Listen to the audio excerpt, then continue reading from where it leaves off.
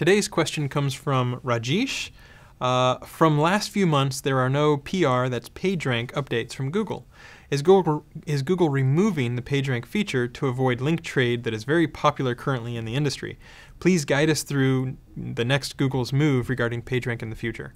So just to give you a little bit of context about PageRank, we are always recomputing it using a bank of machines.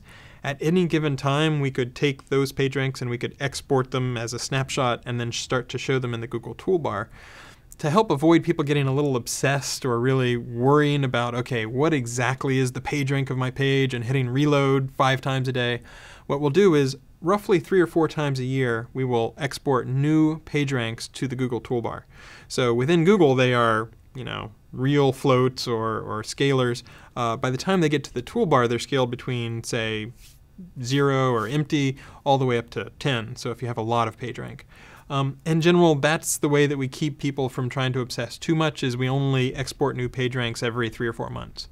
Now, we pay a lot of attention to whenever we compute PageRanks internally to make sure that that is accurate according to our best assessment.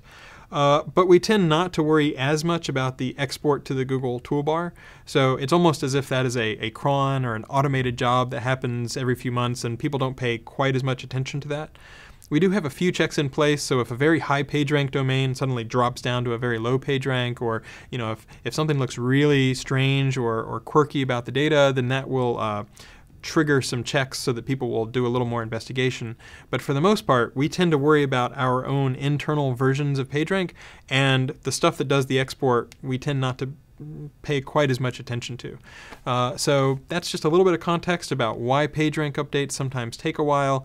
And in general, my advice is not to obsess about PageRank, but to think about not just links, but all the content of your site. How good is it for users? Think about everything from return on investment, conversion rate, to speed. There's a lot of different stuff that you can pay attention to besides just that green indicator in the Google Toolbar.